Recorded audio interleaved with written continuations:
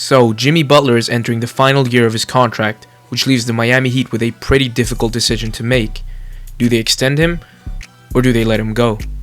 Well, after a pretty disappointing season where Jimmy Butler didn't play a single minute of playoff basketball and the Miami Heat got knocked out of the first round, it's pretty safe to say that the Miami Heat are losing a bit of confidence in Jimmy Butler. All this to say that this is Jimmy Butler's most important season of his career. Now, I think we're all familiar with the type of talent that Jimmy Butler possesses. I mean, he's the type of guy that'll put up 35 to 40 points, no question, and also put in a A+ performance on defense. Not to mention that he's a playoff riser, which means that the higher the stakes are, the better he performs. And all of this leads to the Miami Heat always performing better than they are expected to do.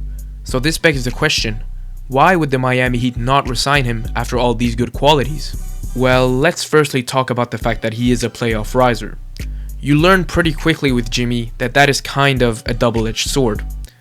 Because yes, he does perform brilliantly well in the playoffs, but in the regular season, he just barely puts enough effort in for the Miami Heat to make the playoffs, and then he only gives 100% when he's in the playoffs.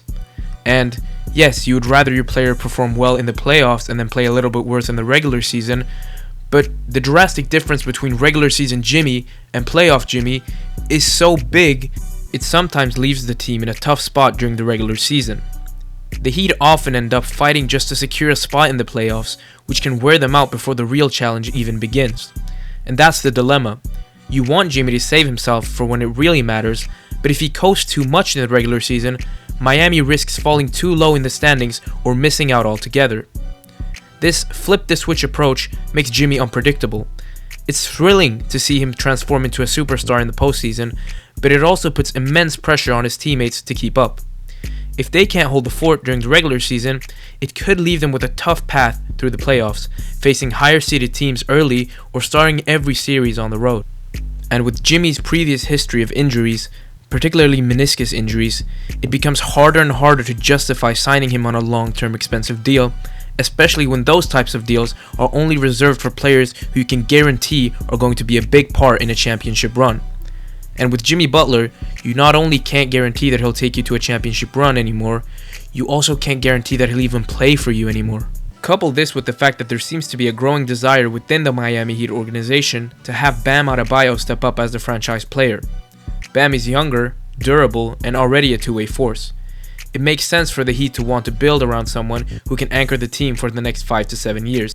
And we already know how Jimmy feels about not being the franchise piece. However, Jimmy leaving the Heat is by no means a foregone conclusion.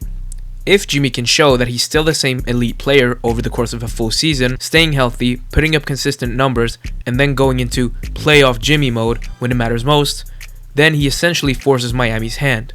A strong, durable season would silence all the doubts about his age and injury history, and the Heat would have no option but to reward him with the deal he's looking for.